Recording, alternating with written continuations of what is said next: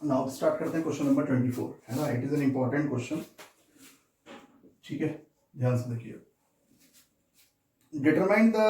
Determine if f is defined by this function, इससे define किया हुआ इज कंटिन्यूअस फंक्शन।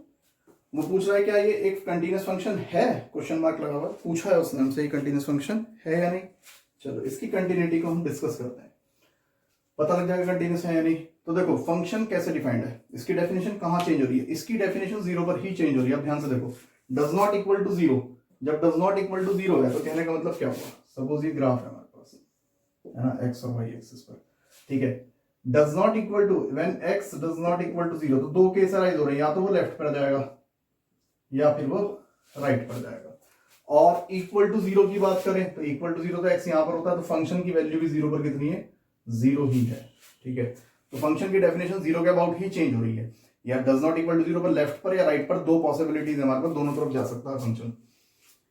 कंटिन्यूटी फिर इसका मतलब जो डिस्कस करेंगे जीरो पर चेक करेंगे। तो सबसे पहले किस पॉइंट पर चेक करेंगे, at x equal to zero. तो फंक्शन की सबसे पहले जीरो पर वैल्यू, तो जीरो पर तो ऑलरेडी वैल्यू जीरो ही दे रखी है।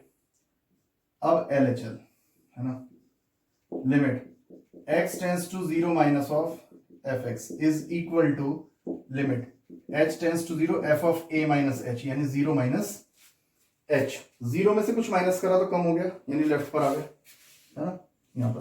तो लेफ्ट के लिए भी फंक्शन यही डिफाइंड है, does not equal to zero, ठीक है।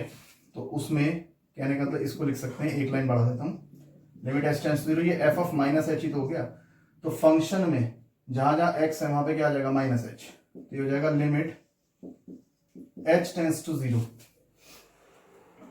माइनस ऑफ h स्क्वायर और sine one upon minus of h। तो limit h tends to zero, देखो माइनस का जब स्क्वायर करेंगे तो प्लस ही आएगा, ठीक है। और ये साइन का एंगल ही तो है, और साइन माइनस ऑफ थीटा क्या होता है, साइन माइनस ऑफ थीटा वो माइनस साइन थीटा होता है, तो ये माइनस आगे नहीं आ जाएगा, माइनस ऑफ साइन थीटा, ठीक है। कंफ्यूज मत होना कि सर ने स्क्वायर खोला फिर भी नेगेटिव आ रहा है, इसका स्क्वायर तो पॉजिटिव हो ही गया, लेकिन ये साइन माइनस ऑफ थीटा है, तो हम इसको लिख सकते हैं माइनस ऑफ साइन थीटा, यानी माइनस आगे आ जाएगा। अब देखो h टेंस टू जीरो रखो, तो माइनस तो है ही, जीरो का स्क्वायर जीरो। अब देखो यहां जीरो रखेंगे और ये है साइन वन अपॉन एच, और आप जब इसमें जीरो रखोगे तो कहने का मतलब क्या बनेगा, साइन वन बाय जीरो, यानी साइन इन्फिनिटी, है ना। अब ये इन्फिनिटी क्या है, साइन का एंगल है एक तरीके से, है ना, साइन का एंगल है। तो साइन के डोमेन में जो एंगल होते हैं, अगर हम इसके ग्राफ को देखें, इस बात को समझना यही इंपॉर्टेंट है इस क्वेश्चन में समझने वाली बात। करने को तो मैं डायरेक्ट भी करा सकता हूं, जैसे टीचर सॉल्व करवा देते हैं इसको डायरेक्टली कि बेटा इसका आंसर जीरो आएगा। मुझे भी पता है जीरो इंटू जो भी इसकी वैल्यू आएगी यहां पर, जीरो इंटू समथिंग जो भी आएगा, फाइनली तो जीरो ही होगा, गलत बात नहीं है कि जीरो ही होगा, सही बात है। लेकिन इसको भी तो समझिए क्या आया, यह है साइन इन्फिनिटी, इन्फिनिटी यानी एंगल्स, तो ये एंगल यही तो होते हैं इसमें, यहाँ पे 0 डिग्री, फिर यहाँ पे हम लिखते हैं पाई बाय 2, फिर पाई होता है, फिर 3 पाई बाय 2, फिर 2 पाई, फिर 5 पाई बाय 2 एंड सो ऑन, चलते रहेंगे, इन्फिनिटी तक चले जाएंगे। ऐसे अगर इधर आ जाओ, minus pi by 2, minus of pi, minus 3 pi by 2, minus 2 पाई, ऐसे इधर को चले जाओ माइनस इन्फिनिटी। तो ये सब एंगल्स ही तो हैं। तो उसने कहा कोई भी इन्फिनिटी पे एंगल ले लो, कोई भी इन्फिनिटी पे एंगल ले लो, आप कोई भी एंगल ले लो। साइन के ग्राफ को तो इसी तरीके से, रोटेशन तो ऐसी रहेगा उसका, यूं करके, है ना। थोड़ा सा मेरे से गलत बना ग्राफ, थोड़ा सा ही कर लेते हैं इसको, है ना। ये बस एक समझाने के लिए बनाया मैंने, अदरवाइज वैसे कोई क्वेश्चन में इसका यूज नहीं है, समझने के लिए। तो साइन का जो ग्राफ है वो इस तरीके से आगे चलता जाएगा, same here, minus then minus 2/3। लेकिन जो भी वो साइन की वैल्यू है वो 1 से लेके और -1 के बीच में ऑक्सीलेट करेगी। कोई भी एंगल ले लो भाई, ये बहुत सारे एंगल से दे रहा, यहां पर भी कोई एंगल होगा तो इसके कॉरस्पॉन्डिंग जो भी वैल्यू होगी वो 1 से पीछे ही तो मिलेगी। यहां पर भी कोई एंगल होगा तो इसके कॉरस्पॉन्डिंग को जो भी वैल्यू होगी 1 से पीछे मिलेगी। सपोज यहां पर कोई एंगल है तो इसके कॉरस्पॉन्डिंग ग्राफ पर जो वैल्यू मिलेगी वो -1 के अंदर मिलेगी। इट मींस एंगल कुछ भी हो इन्फिनिटी तक, वैल्यू हमेशा 1 से -1 के बीच में क्या करेगी, लाई करेगी। तो मैं इसको ऐसे लिख सकता हूं कि अगर मैंने यहां 0 रखा तो इन्फिनिटी का एंगल दे रहा, तो it means a finite value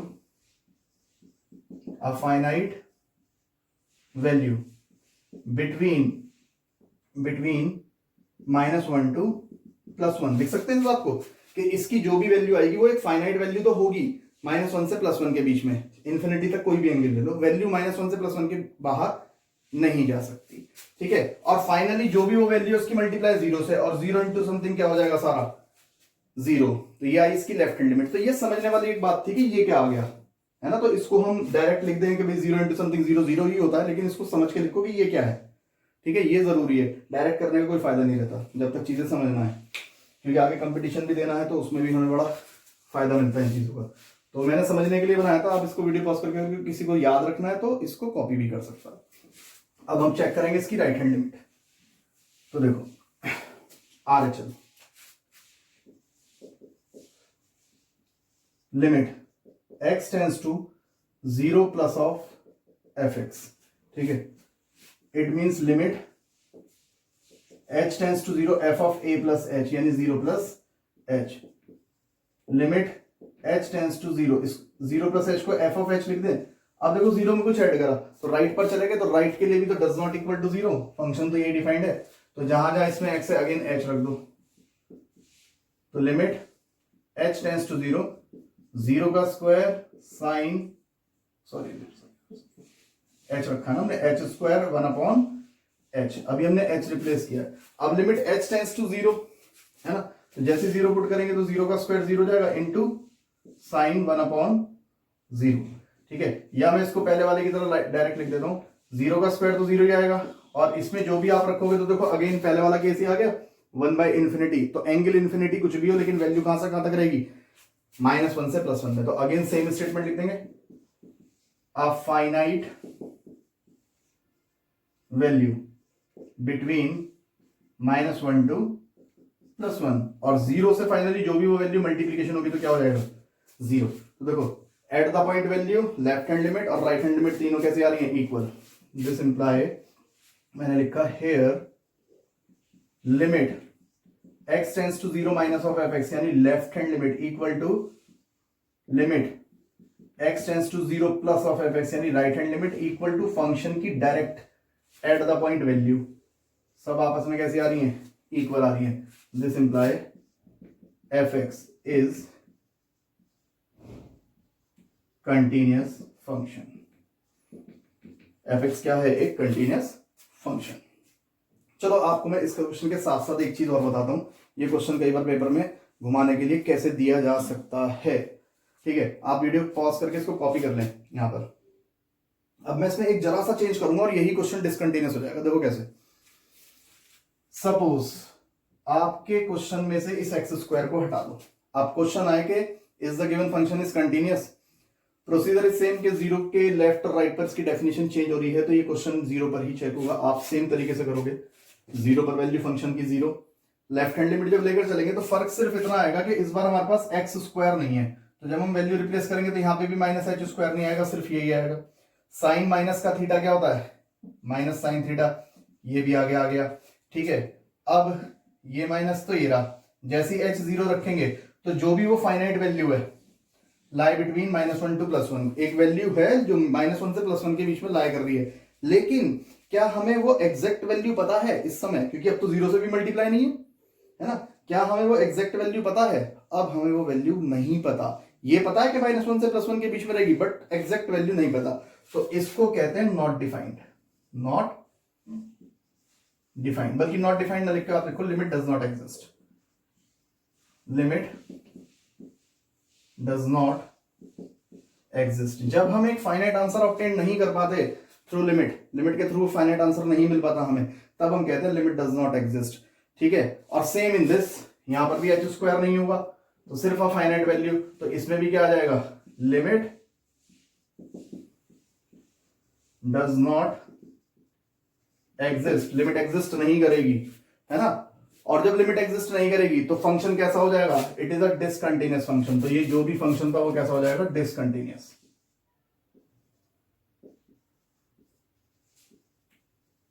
ये फंक्शन हमारे पास क्या बन जाएगा, डिसकंटिन्यूअस। देखो जरा से चेंज से, सिर्फ यहां से एक्स स्क्वायर मल्टीप्लाई का गायब करा, इसके गायब होते के साथ ही फंक्शन डिसकंटिन्यूअस हो गया, क्योंकि कोई फाइनाइट वैल्यू आप ढूंढ ही नहीं पा रहे, और फाइनाइट वैल्यू नहीं मिलने की तो लिमिट कभी भी एग्जिस्ट नहीं करेगी। तो ये इस तरीके से ट्विस्ट करके भी दिया जा सकता है क्वेश्चन, सिर्फ टीचर को ये हटाना और ये क्वेश्चन डिसकंटिन्यूअस हो जाएगा, ठीक है। तो now pause the video and note it down.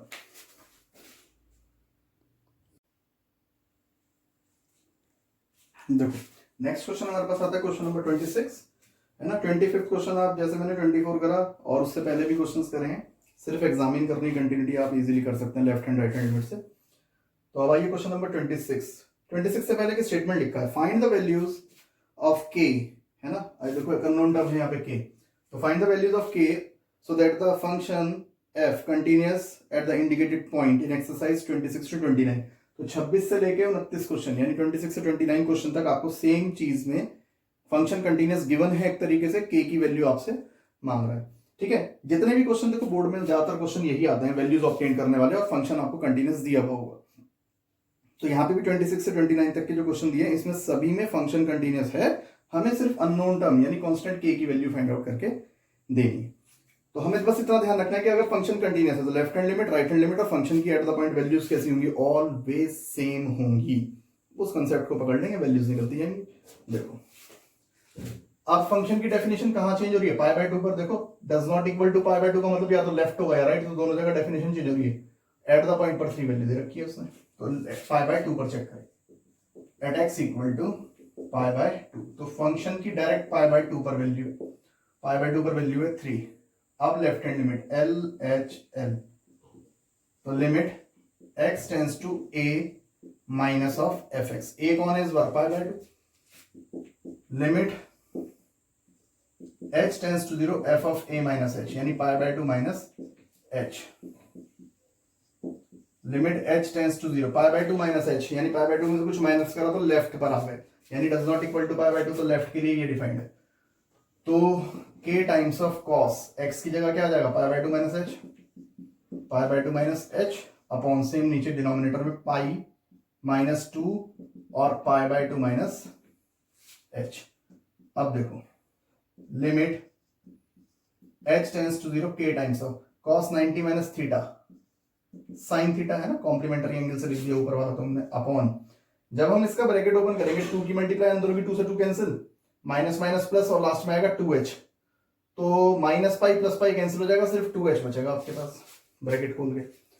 अब k बाय 2 कांस्टेंट है, इसे थोड़ी देर बाहर लिखते हैं, k बाय 2, तो अंदर क्या रह गया लिमिट में, वेरिएबल तो h है ना हमारे पास, limit h tends to 0 sine h upon h, sine h upon h। और इस पार्ट को ध्यान से देखो, limit theta tends to 0 sine theta upon theta, ये 1 होता है, तो बचा क्या, k by 2 into 1 is equal to k by 2। ये तो आई इसकी लेफ्ट हैंड लिमिट। अब राइट हैंड लिमिट, दिमाग में इस बात को सेट रखना कि फंक्शन तो कंटिन्यूअस दिया हुआ है, हमें वैल्यू निकालनी है, ठीक है। Right hand limit, limit x tends to a plus of f x, तो a तो पाई बाय 2 ही है, लिमिट